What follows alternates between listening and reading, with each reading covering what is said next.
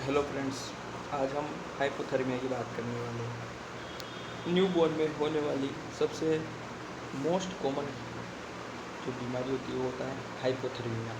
इसमें बच्चे का तापमान गिर करके लेस देन 36.5 डिग्री से सेंटीग्रेड हो जाता है।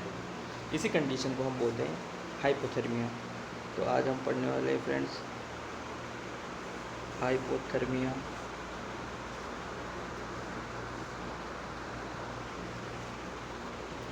अब इस कंडीशन में हम बोल सकते हैं कि बच्चे का तापमान लेस देन 36.5 डिग्री सेंटीग्रेड रह जाता है। तो इस कंडीशन को हम हाइपोथर्मिया बोलते हैं और इसे एक और नाम से जाना जाता है इस कंडीशन को, जिसको बोलते हैं अपन साइलेंट किलर ऑफ न्यूबॉर्न। तो हम लिख सकते हैं इसको साइलेंट किलर ऑफ न्यूबॉर्न। इस नाम से भी हम इसको पहचान सकते हैं, साइलेंट किलर ऑफ न्यूबॉर्न। इस हाइपोथर्मिया में जब लेस देन 36.5 डिग्री सेंटीग्रेड से टेम्परेचर डाउन हो जाता है तो उसी को हम बोलते हैं हाइपोथर्मिया। अब इसकी भी 3 कंडीशन होती है, एक होता है माइल्ड, एक मॉडरेट और एक सीवियर देखने को मिलता है हमको। तो हम फर्स्ट नंबर पे बात कर लेते हैं माइल्ड वाले की। Mild hypothermia. तो इस माइल्ड वाले में हमको क्या देखने को मिलता है फ्रेंड्स? माइल्ड वाले की बात करते हैं सबसे पहले। तो माइल्ड वाले में भी टेम्परेचर था 36.0 से 36.4 डिग्री सेंटीग्रेड देखने को मिलता है हमको। इस कंडीशन में हम बोल सकते हैं कि माइल्ड कंडीशन है। अब दूसरी कंडीशन आती है हमारे पास मॉडरेट वाली कंडीशन, मॉडरेट हाइपोथर्मिया। इस मॉडरेट हाइपोथर्मिया में जो बच्चे का टेम्परेचर देखने को मिलता है हमें, वो देखने को मिलता है 32 से 35.9 डिग्री सेंटीग्रेड। ये टेम्परेचर हमको देखने को मिलता है। थर्ड नंबर पे हम बात करते हैं, उसे बोलते हैं अपन सीवियर कंडीशन।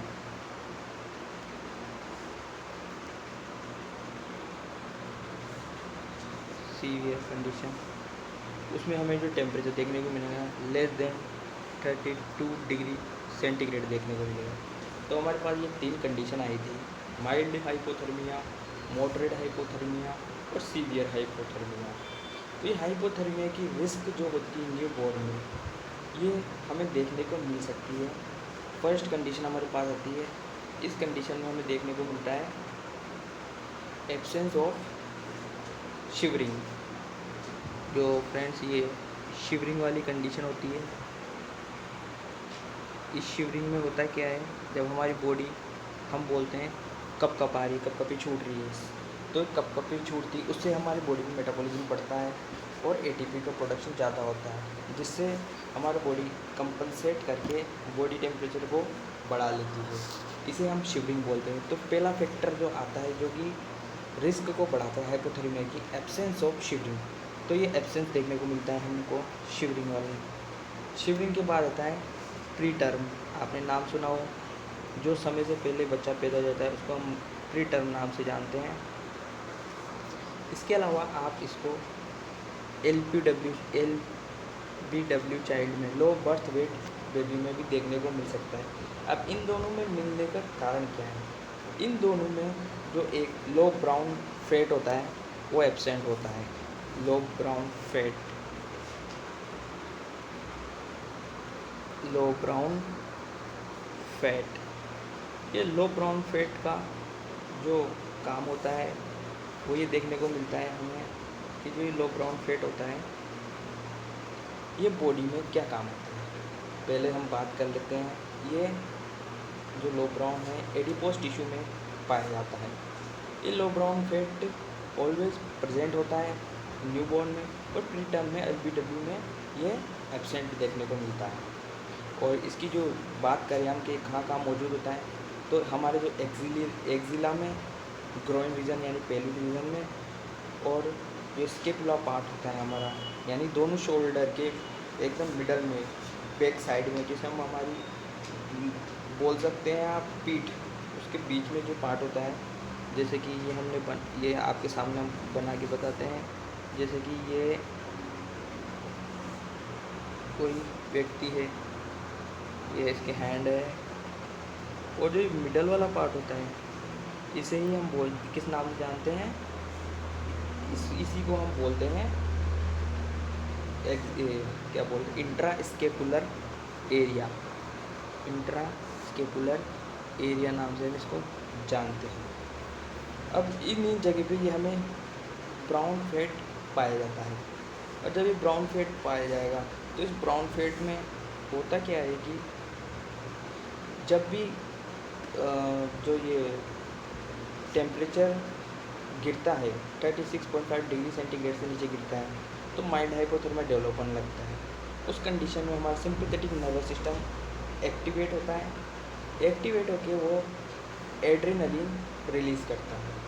जैसे वो एड्रेनलिन रिलीज़ करेगा, वो एड्रेनलिन रिलीज़ होकर के इस एडिपोज टिश्यू का ऑक्सीडेशन करता है। ऑक्सीडेशन करने से दो कंडीशन हमारे सामने आती है, एक तो एटीपी का निर्माण होता है और दूसरा हीट जनरेट होती है। तो ये वाला मैकेनिज़्म इसमें एब्सेंट देखने को मिलता है।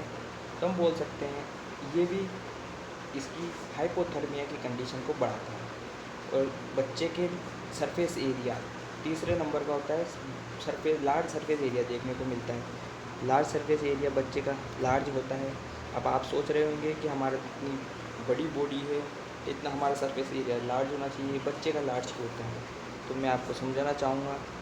ये देखिए, बच्चे का वज़न है 2.5 किलो और उसकी पूरी लेंथ होती है 50 सेंटीमीटर, और हमारा वज़न मान लीजिए आप 70 किलो, एक एवरेज रेंज बता रहा हूँ मैं आपको, और हमारी जो सरफेस एरिया होता है 180 होता है, ठीक है। तो आप खुद देखिए, जो हमारी बॉडी है, बच्चे की जो बॉडी है उसका सरफेस एरिया है 50 सेंटीमीटर, उसका वज़न है 2.5 किलो। हमारी बॉडी है, उसका सरफेस एरिया 180 और हमारे पास वज़न है, तो हमारे पास वेट ज़्यादा है। तो वेट के अकॉर्डिंग हम इसकी तुलना करें तो बच्चे का सरफेस एरिया ज़्यादा देखने को मिलता है। तो ये कंडीशन भी इसको हाइपोथर्मिया को बढ़ाने का काम करती है। और एक वल्नरेबिलिटी टू एक्सपोज्ड, जो ये टर्म आई है, आप इससे भली बात परिचित होंगे।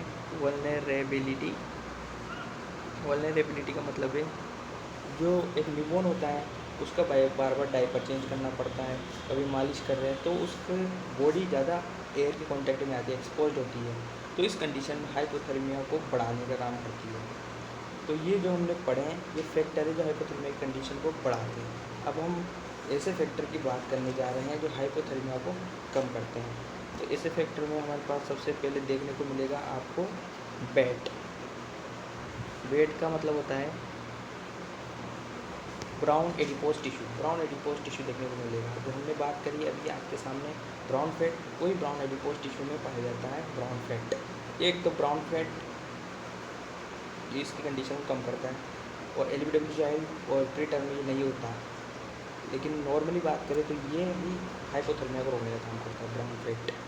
और ये मिलता है एक्जिला, ग्रोइन रीजन और नेक और इंट्रा स्केपुला एरिया को, और सिंपैथेटिक नर्वस सिस्टम से ये काम करता है। वो इसके